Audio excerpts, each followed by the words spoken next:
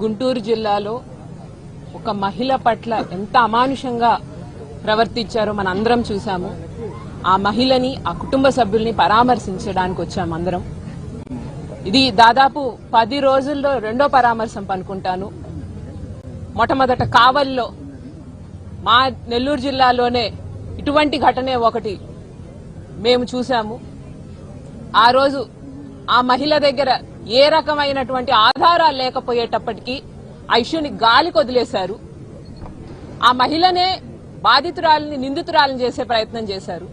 ఈ రోజు ఇక్కడ మీకు వీడియో ప్రూఫ్స్ ఉన్నాయన్న కేవల దీనివల్ల ఒక కేసు అనేది కనీసం పెట్టడం జరిగింది. ఇంతవరకు ఏం జరుగుతుందంటే, ఒక అన్యాయం జరిగితే అసలు అన్యాయమే జరగలేదు అనేటువంటి వాదన తీసుకొచ్చారు కూటమి ప్రభుత్వం గాని, కూటమి నాయకులు గాని.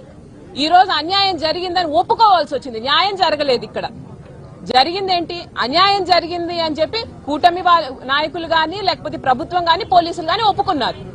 న్యాయం ఎలా జరుగుద్ది? ఆ మహిళకి, ఆ అన్యాయం చేసినటువంటి వ్యక్తికి శిక్ష పడితేనే న్యాయం జరిగినట్టు. ఆ శిక్ష పడేందుకు ఆధారాల దగ్గర నుంచి, పూర్తిగా ఆధారాలు ఉన్నాయి, అవన్నీ ఆధారాలు తీసుకెళ్లి కోర్టు ముందు నిల్చోబెట్టి వాళ్ళకి శిక్ష పడేలాగా సమర్థవంతంగా వాళ్ళకి శిక్ష పడి అప్పుడు చెప్పండి మేము యాక్షన్ తీసుకున్నాము అని. ఘటన జరిగిన 48 గంటల తర్వాత అరెస్టు జరిగితే యాక్షన్ తీసుకున్నట్టు కాదండి. సమర్థవంతంగా మీరు పనిచేసినట్టు కాదు పోలీస్ వ్యవస్థ గాని, ప్రభుత్వం కానీ. జరిగిన వెంటనే యాక్షన్ తీసుకొని ఉంటే ఆ కుటుంబానికి ఎంత ధైర్యం ఉండేది. మేము వచ్చి ఆ కుటుంబానికి ధైర్యం చెప్పాల్సిన అవసరం ఎందుకు వచ్చింది? ఆ ధైర్యం అనేది ప్రభుత్వం చెప్పలేకపోయిందనే కదా. 2 మహిళల్ని కలిశాను.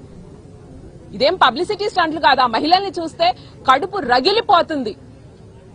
బాధ అనేది ఎట్లుంటుంది అనేది ఫస్ట్ టైం కళ్ళ ముందు అనిపించింది నాకు.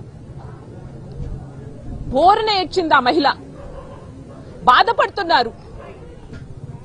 మనం పైకి మాట్లాడుకోగలం, ఈ రోజు న్యాయం చేశామంటాం.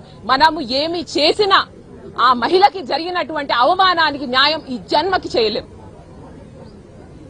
ఈ రోజు మనం శిక్షేసినంత మాత్రాన ఆమెకు న్యాయం జరగదు.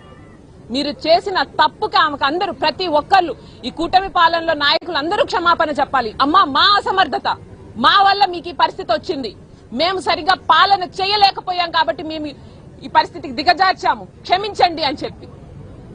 రాష్ట్రం మొత్తం సిగ్గుపడాల్సిన విషయం గురించి కప్పిపుచ్చుకుంటున్నారు అని అంటే, అది తప్పు అన్న భావన మీకుంటే కప్పిపుచ్చుకుంటారండి? ఆ రోజు కావలిలో ఇన్సిడెంట్ జరిగినప్పుడే యాక్షన్ తీసుకొని ఉండుంటే ఈరోజు ఈ ఇన్సిడెంట్ ఇంకొకటి పుట్టేదా? మొదటిసారి తప్పు జరిగినప్పుడే ఇది తప్పు అని గట్టిగా చెప్తే రెండో వాడికి ఆ తప్పు చేసే ధైర్యం ఎక్కడి నుంచి వస్తుంది? మీరిచ్చారు. తప్పు చేసిన వాడిని మనవాడే కదా, చేసుకోనీలే, పర్లేదు అనుకునేటువంటి ధైర్యం ఈ కూటమి పాలన ఇచ్చింది. ఈ రోజు మీరు చేసినటువంటి ఘనకార్యం ఏంటంటే, మహిళలకి రక్షణ ఉంది మాకు ఈ ఆంధ్ర రాష్ట్రంలో అన్న నమ్మకం పూర్తి స్థాయిలో పోయింది. ఏ మహిళ కూడా మీ దగ్గరకు వచ్చి, పోలీస్ స్టేషన్ కు వచ్చి మాకు న్యాయం చేయండి అనే పరిస్థితి లేదు అని మీ నోటితో మీరే చెప్తున్నారు. ఎమ్మెల్యే చెప్తే యాక్షన్ తీసుకుంటాము, లేకపోతే మాకు తెలిసినటువంటి టీడీపీ నాయకులు చెప్తే యాక్షన్ తీసుకుంటాము అని అంటే, పోలీసుల మీద నమ్మకం ఎందుకుంటుంది? న్యాయం జరుగుతుందన్న నమ్మకం ఎందుకుంటుంది ప్రజలకి?